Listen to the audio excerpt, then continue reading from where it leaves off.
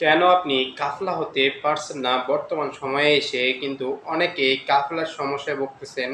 টাকা দিচ্ছেন কিন্তু কাফলা হচ্ছে না। বলতেছে যে সমস্যা আছে। কি সমস্যা আছে সেটা আপনি বুঝতে পারতেছেন না বা কফিল যেটা বলতেছে আপনি বুঝতে পারতেছেন না।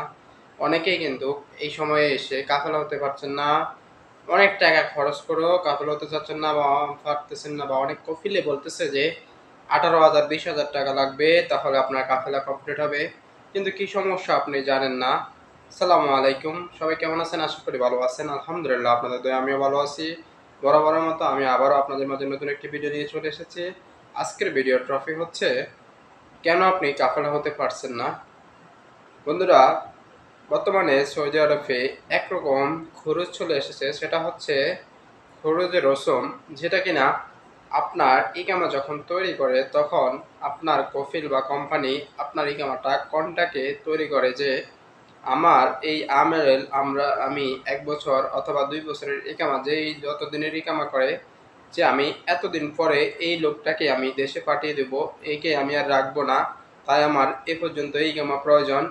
এরকম যদি বলে কফিল কন্ট্রাক্ট করে ইকামা করে, সেক্ষেত্রে কফিলের ফায়দা হয় কি? কফিলের লাভ হচ্ছে কফিল অল্প টাকাতেই ইকামা করতে পারে। যার কারণে এই ইকামা শেষে নতুন করে ইকামা বানানোর কোনো সুযোগ নেই। আপনি যদি সৌদি আরবে থাকেন, নতুন করে ইকামা বানানোর কোনো সুযোগ নেই এবং কাফালা হওয়ারও কোনো সুযোগ পাচ্ছেন না। তো এই সমস্যায় কিন্তু আমরা এখন বর্তমানে সৌদি আরবে অনেক প্রবাসী ভুগতেছি।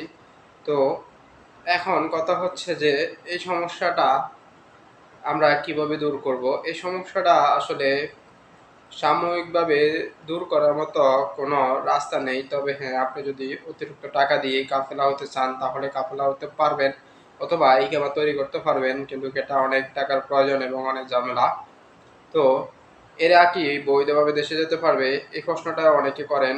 অবশ্যই বৈধভাবে দেশে যেতে পারবেন। বাংলাদেশ এম্বাসি অথবা বক্তব্যের আমেল থেকে আপনারা স্পেশাল এক্সিট নিয়ে বৈধভাবে দেশে চলে যেতে পারবেন, কোনো সমস্যা হবে না।